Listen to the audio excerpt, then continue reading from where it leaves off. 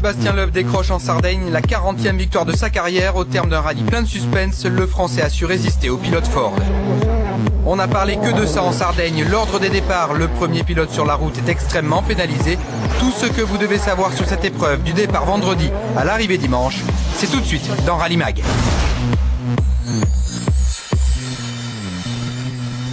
Bonsoir à tous, après 3 épreuves lointaines, le championnat du monde des rallyes est de retour en Europe pour le rallye de Sardaigne, 6e manche de l'année. La Sardaigne, c'est les vacances, le soleil, la chaleur, eh bien pas du tout, il pleut ce matin. Alors Sébastien Loeb, qu'est-ce que cela peut changer ? Ça change que la différence déjà cette année, c'est qu'on a un choix de pneus unique, donc il n'y a pas de questions à se poser, on a tous le même pneu. Bon, c'est un pneu dur, donc c'est pas forcément adapté à des conditions difficiles et boueuses. Bon, là, il vient de se mettre à pleuvoir ce matin, on a eu beaucoup de pluie pendant les reconnaissances, donc les routes étaient assez boueuses. Non, on verra, c'est pareil pour tout le monde, mais ça rend les conditions plus délicates, quoi. Vous avez 5 points de retard au championnat après votre incident en Jordanie. Quelle va être votre stratégie pour battre Mikko Hirvonen ?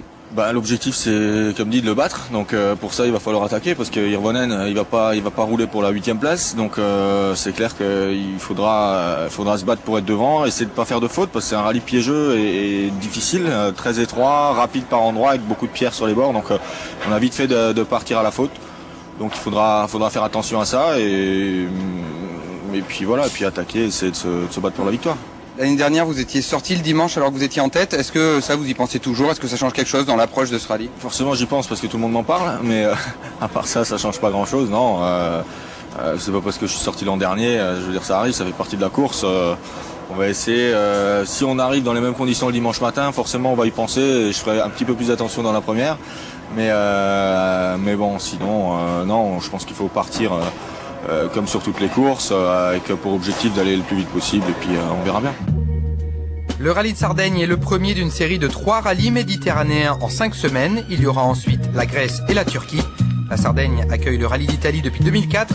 Sébastien Loeb l'a gagné 2 fois, en 2005 et 2006. Son coéquipier Dani Sordo, brillant en Jordanie, devra confirmer et tenter de barrer la route au Ford. C'est le premier rallye de terre que j'ai gagné dans le championnat du monde junior et aussi mon premier podium inter avec la Sarah. L'année dernière, on a fait 3e aussi avec la C4 et cette année, j'espère de faire un podium, non, mais c'est pas facile. En arrivant en Sardaigne, Citroën compte 7 points de retard sur Ford au classement des constructeurs. Ford et Hirvonen sont en tête des 2 championnats donc. Le pilote finlandais a décroché sa première victoire de la saison lors du dernier rallye en Jordanie grâce à l'abandon de Loeb. Mais depuis le début de saison, Hirvonen n'a pas franchement convaincu par sa pointe de vitesse. Et en plus, il va être pénalisé en ouvrant la route. En ouvrant la route au Mexique, j'avais galéré plus que ce que j'aurais dû. Depuis, on a compris certaines choses. Je pense qu'avec ces pneus durs, être le premier sur la route n'est pas un si gros problème. C'est vrai qu'on balaye, mais les 2e et 3e voitures aussi seront pénalisées. Je dois faire abstraction de tout ça et y aller. Après Ford et Citroën, Subaru est le 3e constructeur présent sur le podium provisoire du championnat grâce à Chris Atkinson. L'Australien a décroché 4 podiums en 5 rallyes. La régularité paye, il n'est qu'à 2 points de Sébastien Loeb au championnat.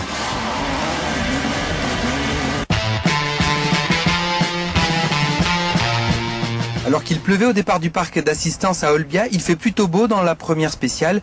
Du coup, la surface est sèche, une surface particulière avec des petits gravillons, des petites billes qui vont pénaliser les premières voitures sur la route. Et puis des pierres enchâssées dans la surface et qui, elles, vont apparaître au fil des passages, ce qui sera surtout dangereux et qui entraînera peut-être des crevaisons lors du 2e passage cet après-midi.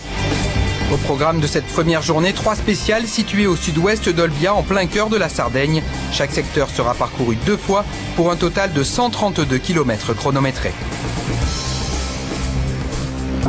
Mikko Hirvonen au départ de la première spéciale. Lors des 3 secteurs de la matinée, Hirvonen balaye la route pour ses poursuivants.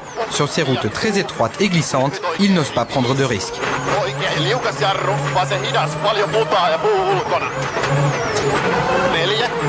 Se hidas tiukka eli nyppy mutaa, pidä 2. Oikein nopea tiukka. Ja nyppy täys. 8.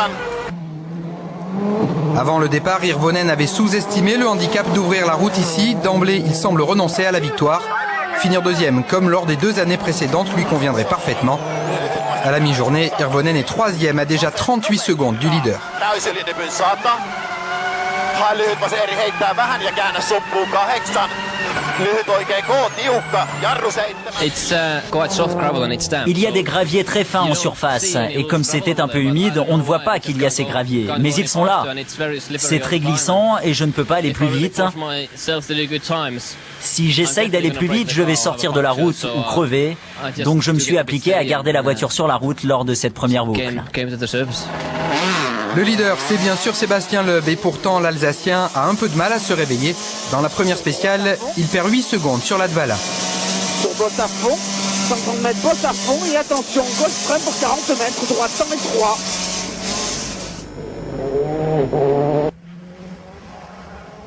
Puis Loeb frappe fort dans le deuxième secteur, le plus long du rallye, 33 km 960. Il signe le scratch avec 18 secondes d'avance. Loeb est à nouveau le plus rapide dans la troisième spéciale. Démonstration avec une séquence en caméra embarquée avec les informations de vitesse. Gauche 130 demi-long. 180 mètres. Gauche à fond. Et poste 5 plus au fond vers très léger droite. 100 mètres. Loeb se présente à l'assistance de la mi-journée avec 22 secondes d'avance sur Sordo et 38 sur Hirvonen.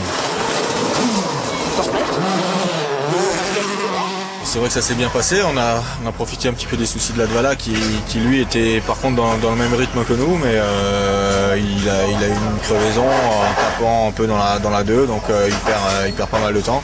Sinon par rapport aux autres, c'est vrai qu'on a réussi à faire une petite différence d'entrée ce matin, donc c'est bien, il faut que ça dure. Il y a que 3 spéciales qui ont été parcourues, il en reste beaucoup d'ici la fin du week-end, donc faut rester concentré, rester dans le rythme et puis on verra.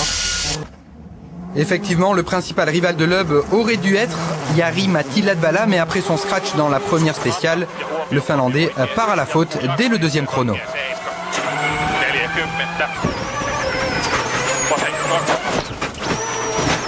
Le choc déplace le pneu sur la jante, il reste encore 15 km, mais Ladvala choisit de ne pas s'arrêter pour changer de roue, car un pneu crevé à l'arrière n'empêche pas de diriger la voiture, contrairement à un pneu crevé à l'avant. Il perd tout de même 1 minute 40 et se retrouve 14e au général. C'est un peu classique, quoi. Il voit qu'il sait aller plus vite que Sébastien, plutôt que de contrôler et d'aller juste à la même vitesse, il essaye d'en faire de trop et il paye les pots cassés. Maintenant, attention, c'est difficile aussi dire aux pilotes allez-y les gars, on veut que vous battiez Loeb et gagniez le rallye, mais faut pas prendre de risques. Bon, faut pas déconner non plus. Devant ses supporters, Gigi Galli aurait pu être un rival de poids pour Sébastien Loeb. L'équipe Ford Stobart n'a pas fait d'essai en Sardaigne avant le rallye, contrairement à l'équipe officielle Ford et à Citroën. Et pourtant, l'Italien est très rapide, mais dans la même spéciale que Ladvala, il part à la faute. Cela entraîne une crevaison à l'arrière gauche à 10 km de l'arrivée. L'Italien termine sur la jante en concédant 1 minute 12.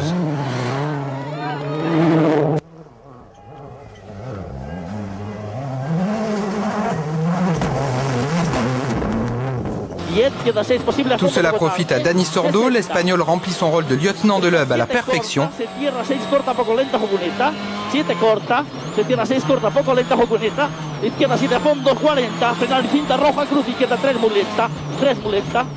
Après 3 spéciales, il pointe à 22 secondes derrière le Français, mais il est surtout 16 secondes devant Hirvonen.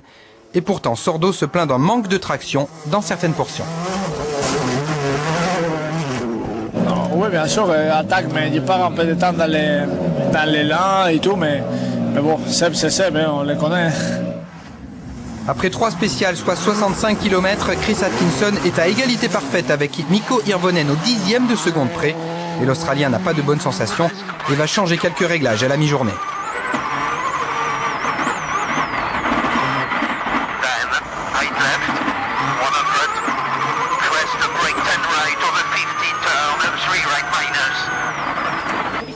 Andreas Mikkelsen est de retour.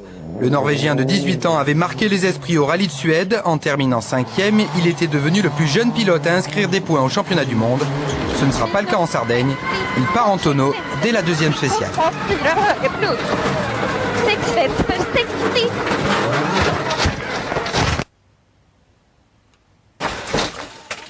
Oh, Voici la 4e spéciale, c'est-à-dire la première de l'après-midi. Ce sera la dernière pour le pilote des Émirats, Khalid Al-Qasimi.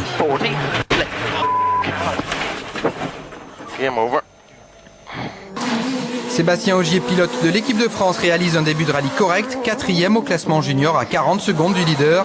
Après ses 2 victoires au Mexique et en Jordanie, il n'est pas dans l'obligation de gagner ici avec sa Citroën C2 Super 1600. Épingle gauche 40. Gauche 80 pas corde. 30 mètres.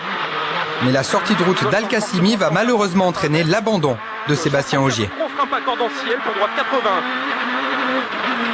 20 mètres.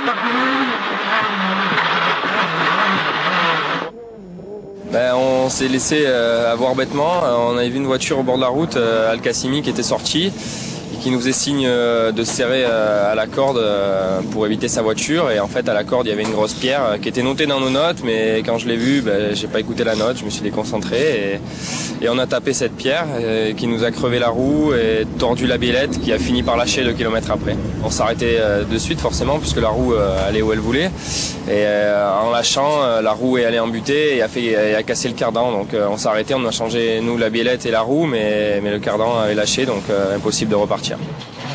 Plus de réussite pour l'Estonien Urmo Aava avec une Citroën C4 privée de l'équipe PH Sport. Il termine la journée en 9e position. Aava devance les 2 Suzuki de Tony Gardemeister et Per Gunnar Andersson. Pour la première fois depuis le rallye de Monte-Carlo, les 2 voitures jaunes terminent la première journée, avec quand même des soucis de sélecteur de rapport de boîte pour Gardemeister et des freins avant pour Andersson, qui a fait aussi ce tête à queue.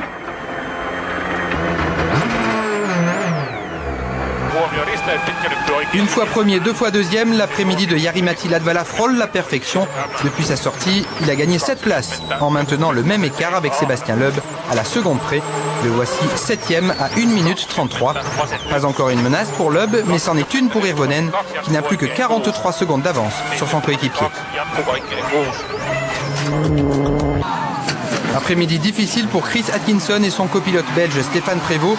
Ils n'ont toujours pas de bonnes sensations. Ils perdent une place, les voilà 5e. Ils attendent avec impatience la nouvelle Impreza. Aucune date n'a été annoncée pour son arrivée en compétition, mais elle tourne déjà beaucoup en essai. On teste la semaine prochaine et tout va dépendre de ce test. Donc on a fait 2 jours chacun, 2 jours Peter, 2 jours Chris. Alors bon, honnêtement, c'est clair qu'il y a du potentiel, mais bon, c'est un peu tôt vraiment pour juger. 250 km, c'est pas assez, donc il y a encore un test important la semaine prochaine et tout dépendra de ce test en fait pour annoncer une date de début pour la voiture. Le matin, Hirvonen ouvrait la route, une position pénalisante. L'après-midi, sur les mêmes spéciales, il a moins d'excuses. Et pourtant, il perd 27 secondes sur son coéquipier Latvala. En conséquence, le Finlandais cède sa place sur le podium provisoire. Le voilà 4e.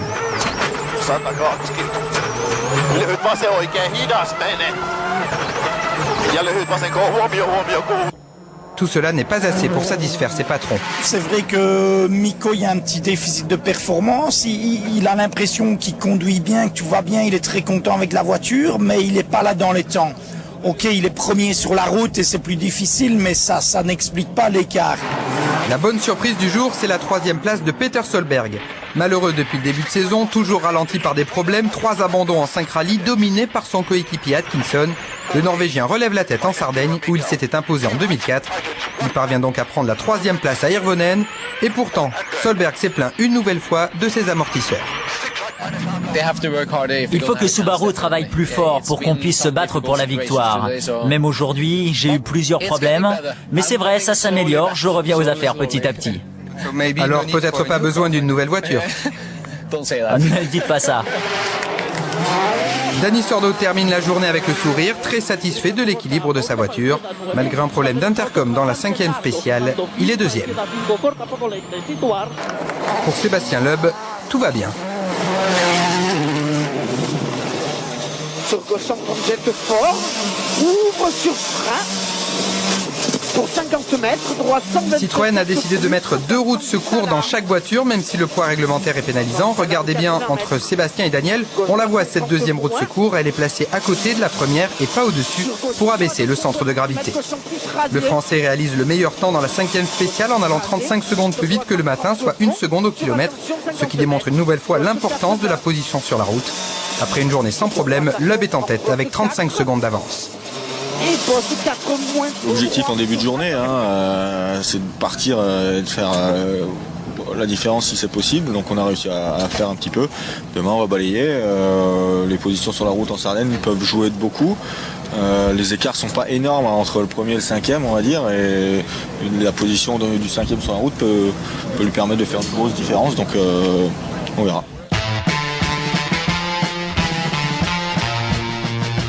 Quand les pilotes sont dans les spéciales, le reste de l'équipe n'attend pas sans rien faire. Les techniciens peuvent tout savoir, tout suivre à distance grâce à des GPS, décortiquer les chronos de tous les concurrents.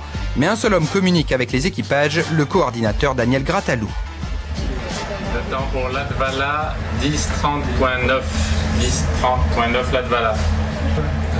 Non, c'est Peter qui a passé seconde 7, c'était avec Thierry. En pleine spéciale, ils ont la radio fermée, ils discutent entre deux, pilote, copilote. Et nous, on n'intervient absolument pas. Juste sitôt franchi la ligne d'arrivée, ils nous avertissent qu'ils ont franchi la ligne d'arrivée, ils nous annoncent leur temps et c'est tout. Mais en pleine spéciale, on ne parle pas du tout avec eux. Ok, reçu Daniel. Par la radio, c'est surtout des infos de chrono. On confirme nos temps, on confirme aussi nos heures de pointage. C'est des informations générales. Enfin, ça peut être généralement tout ce qui est un peu confidentiel. On en parle au téléphone. Par téléphone uniquement, car toutes les équipes écoutent les radios des autres. Le classement de cette première journée, Loeb a 35 secondes d'avance sur Sordo, 53 sur Solberg et quasiment 1 minute sur Hirvonen. Il n'y a pas eu d'abandon parmi les 12 pilotes nominés à marquer des points constructeurs. Comme vendredi, il a plu au lever du jour sur le parc d'assistance d'Olbia au départ de cette deuxième journée. Les spéciales sont-elles humides ou sèches? On le voit tout de suite dans le résumé de cette deuxième étape. Cette deuxième étape est un poil plus longue que la première, 135 km, toujours selon le même schéma. Une boucle de 3 spéciales à parcourir le matin puis l'après-midi. Pas de pluie et des pistes à peine humides. Sébastien Loeb ouvre la route. Vous le savez, le règlement a changé cette année pour les 2e et 3e étapes. Les pilotes s'élancent dans l'ordre du classement général, alors qu'avant, l'ordre des 15 premiers était inversé. Et droite à fond. Et attention, gauche en plus pas cordentienne. Sur droite, pour gauche. Cette nouvelle règle des départs est considérée par certains comme une arme anti-Loeb, visant à ralentir le Français et conserver le suspense. Il doit balayer pour les autres et en plus, il ne connaît pas les temps intermédiaires des pilotes qui partent derrière lui. La tâche s'avère plus rude que prévu. Loeb perd 36 secondes au total des 3 premières spéciales. Sur droite à fond long. Généralement, la bagarre est plutôt entre le premier et le 2e sur la route, donc les écarts sont moins importants. Là, le problème, c'est que Latvala a perdu du temps hier, qui se retrouve 6e sur la route aujourd'hui, je crois. Et donc, il fait de gros écarts. Et nous, on balaye. On a bien roulé, on n'a pas fait de faute. Mais bon, on peut pas faire mieux, donc il faut accepter de subir un peu. On verra ce soir et puis ça va continuer comme ça demain, je pense. Mais il faut essayer de limiter au maximum la casse en essayant de conserver un maximum d'écart pour demain. Latvala ne part pas 6e, mais 7e. La route est donc parfaitement nettoyée. Le Finlandais réalise le meilleur temps dans toutes les spéciales de la matinée. Il remonte en 3e position à moins d'1 minute du Français. Regardez, il prend tous les risques. Attention le jump. Réception violente, mais rien de cassé sur la forme. Lors de la première spéciale ce matin, je roulais à 110%. C'est vraiment le plus que je peux faire. Puis j'ai réalisé que j'allais trop vite, que je prenais trop de risques, donc j'ai ralenti pour les 2 spéciales suivantes. Mais mes chronos étaient toujours bons, donc je suis content. 4e sur la route, Mikko Hirvonen profite lui aussi des bonnes conditions. Dans les 3 spéciales, il est 3 fois 2e. Au général, il dépasse Solberg et Sordo pour prendre la 2e place derrière Loeb. Par rapport à la veille, c'est le jour et la nuit. Je n'ai absolument rien changé. C'était bizarre hier car je pilotais bien, la voiture était bien, mais les temps étaient mauvais. Aujourd'hui, j'attaque autant qu'hier, mais cette fois-ci ça marche et pourtant nous n'avons rien modifié. La position sur la route joue un plus grand rôle que prévu. Dani Sordo est le grand perdant de la matinée. L'Espagnol a changé les réglages de la C4 pour l'adapter aux conditions de route, mais il s'est trompé. Ajouté à ça une deuxième position pénalisante, il perd 56 secondes sur Latvala dans la matinée et se retrouve 4e. À ce rythme, il sera très vite menacé par Gigi Galli. L'Italien revient à seulement 19 secondes en nourrissant quelques regrets à cause de sa crevaison de la veille. Je ressens de la déception et de l'amertume parce qu'ici en Italie, j'avais vraiment envie de faire bien pour mes supporters. Souriant hier avec sa 3e place provisoire, Peter Solberg montre un tout autre visage. Il accumule les galères dès le début de journée. La Subaru est inconduisible, personne dans l'équipe ne comprend pourquoi, même si on suppose un problème d'adaptation aux pneus durs fournis par Pirelli. Un comble quand on sait que Subaru était la seule marque à rouler avec les gommes italiennes il y a 2 ans. Il perd énormément de temps.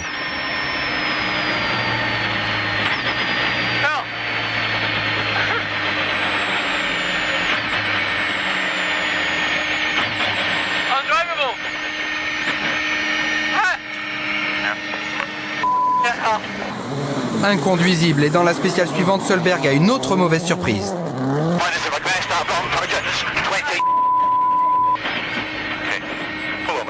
Et seulement quelques mètres plus loin, il doit s'arrêter pour changer un pneu crevé. Solberg perd 6 minutes au total de la matinée. Il est tellement dégoûté qu'il ne veut pas répondre aux journalistes.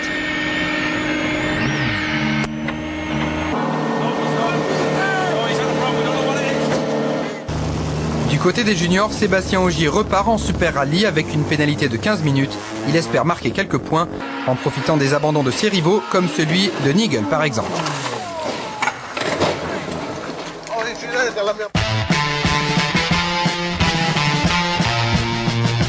L'après-midi, Sébastien Loeb doit perdre moins de temps car les routes ont été balayées le matin, mais c'est de la théorie car les Super 1600 et les groupes N n'ont pas les mêmes trajectoires. Ils ont donc sali la trace des WRC. Cette année, le handicap d'ouvrir la route est plus important qu'avant à cause des nouveaux pneus durs Pirelli. Ils sont tellement durs qu'ils ne fonctionnent pas bien quand il y a peu d'adhérence. Démonstration dans cette épingle, Loeb rate son freinage, puis il souffre à l'accélération par rapport à Latvala au même endroit. Le jeune Finlandais est époustouflant, il signe tous les temps scratch. Du coup, il efface presque sa crevaison du premier jour et la minute 40 perdue. Au total de la journée, il reprend 1 minute à Sébastien Loeb et il revient à égalité avec son coéquipier Hirvonen.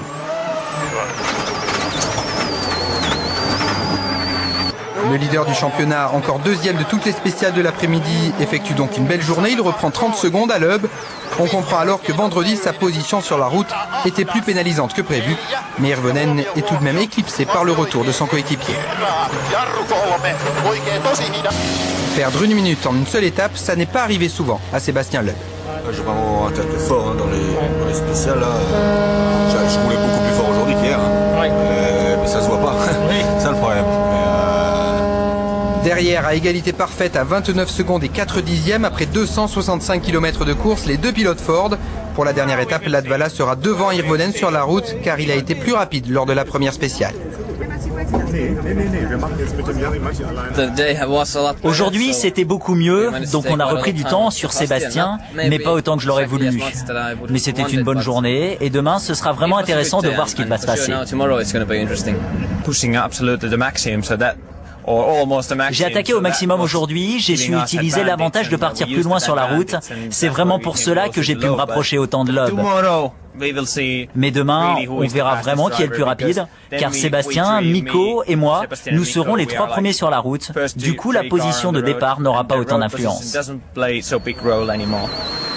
Pour la dernière journée, Daniel Elena devra donner les temps intermédiaires à son pilote, comme il l'a fait aujourd'hui. Frustrant. Aujourd'hui, c'était très simple, tout le monde roulait à bloc. C'est ce qui s'est passé. Je comprends, et pour Seb, ça a été très dur. Je comprends que pour le spectacle, ce soit très intéressant. Sportivement, c'est un peu frustrant. Mais bon, c'est comme ça, et j'espère que demain, la justice sportive l'emportera. Derrière le trio de tête, Galli a passé Sordo pour la 4e place. Très mauvaise journée pour l'Espagnol qui a perdu 2 minutes sur Latvala et 55 secondes sur Loeb. Peter Solberg a chuté en 10e position.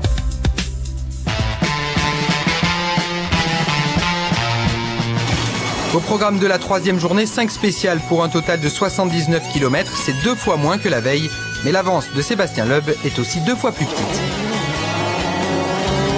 Le Français ouvre la route à nouveau en ce dimanche matin.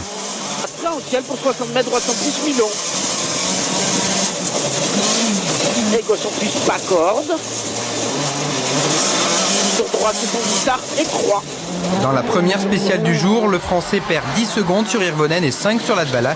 Tout ça en 20 km. À ce rythme, Loeb ne pourra pas conserver la tête. Latvala est deuxième sur la route, un avantage par rapport à Loeb, mais un handicap par rapport à Hirvonen qui part derrière, alors qu'ils sont à égalité parfaite au général. D'entrée, Latvala n'apparaît plus comme le principal rival du Français.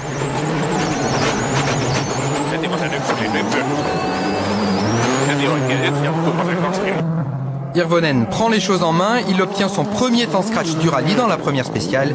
Il revient ainsi à 19 secondes de Loeb, mais dans la deuxième, il se fait peur avec ce choc.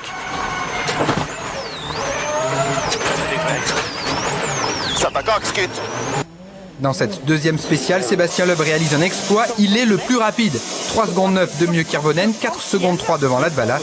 C'est la seule fois de tout le rallye que le pilote qui ouvre la route fait le scratch. Le Français attaque au maximum. Gauche avant pas tour de sortie. Et droitier en ciel sur frein pour 80 mètres. Droite ferme 120 000, donc faire arbre. Ouvre 130 plus en ciel. Ouvre 130 plus en ciel et gauche à fond. Sur attention 50 mètres. Gauche 140 moins rasé en ciel. Sur droite frein corde mini pour 40 mètres. Gauche 100. 100 mètres. Gauche 154 frein. Pour droite 130 bon cours. Sur gauche à fond 2 fois. 100 mètres, attention. Gauche 142 ferme 100. Gauche 142 ferme 100. On a continué à perdre dans la première, peut-être plus que ce qu'on attendait. En fait, je m'attendais à en perdre un peu, toujours avec la position sur la route. Mais là, on était vraiment pas bien parce que je pense qu'il y a peut-être plusieurs phénomènes. Il y a le balayage, il y a le fait que la spéciale soit très très bosselée. On sait que les Ford sont bien amortis dans ces conditions. Et je ne sais pas si ça a joué aussi, mais en tout cas, j'ai vraiment eu du mal à tenir le rythme.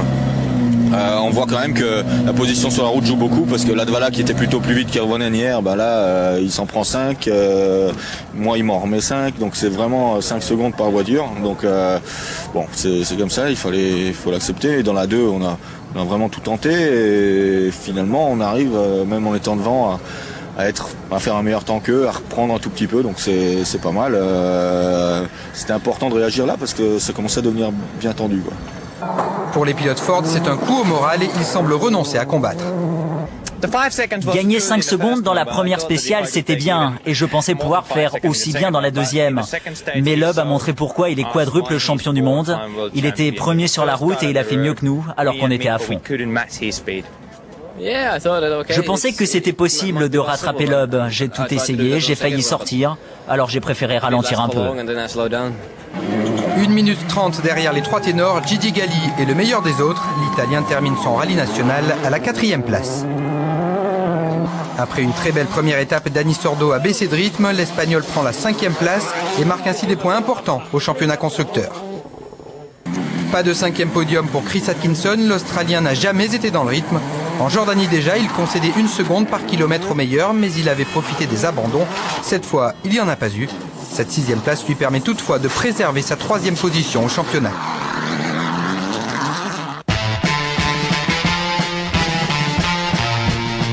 Après l'assistance, les pilotes doivent parcourir les 2 mêmes spéciales que le matin, puis une dernière de 2 km au bord de mer. Jari-Matti Latvala fait le scratch 2 fois sur 3, mais ça ne suffit pas. Il termine ce rallye en 3e position. Je suis très content de terminer sur le podium. Il ne faut pas oublier qu'on a eu une crevaison. On a perdu 1 minute 40. Remonter à la 3e place, c'est fantastique. Mikko Hirvonen profite de ce règlement qui pénalise le premier pilote sur la route, mais il a aussi subi cette règle le premier jour en tant que leader du championnat. Et ce sera la même chose en Grèce, il devra donc être plus rapide dans ces conditions le vendredi. Ici en Sardaigne, il reprend encore du temps à Loeb en fin de parcours, mais il échoue à 10 secondes du Français. Vendredi, j'étais tellement lent en étant la première voiture sur la route que je ne pouvais pas espérer mieux qu'une 2e place. Latvala m'a poussé, c'était sympa. Pendant 2 jours, Sébastien Loeb a subi la loi des Ford, mais il a donc su résister jusqu'au bout. Il décroche sa 4e victoire de l'année en 6 rallyes. Quand il n'abandonne pas, il gagne. À l'arrivée de la dernière spéciale, toute la petite famille l'attend, Séverine, sa femme, avec sa fille Valentine, âgée de 6 mois.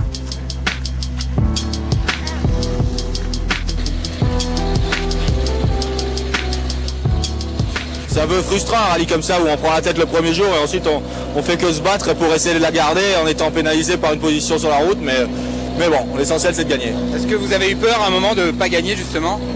Non, peur de ne pas gagner, non, on peut pas dire, mais il y a eu des moments tendus ce matin. Je veux dire, c'est jamais acquis avant la fin, donc on peut pas parler de peur, mais on n'est jamais sûr de rien. Avec cette victoire, Loeb a impressionné tout le monde, même ses adversaires. Le Français s'impose avec 10 secondes 6 d'avance sur Hirvonen et 15-3 sur Latvala. Dans le même temps, Sébastien Ogier est classé 5e de la catégorie junior et reste en tête au général avec 8 points d'avance. Chez les grands du WRC, Sébastien Loeb revient à 3 points d'Hirvonen. Latvala réduit l'écart sur Atkinson, Dani Sordo est 5e. Chez les constructeurs, l'écart reste identique, 7 points d'avance pour Ford sur Citroën.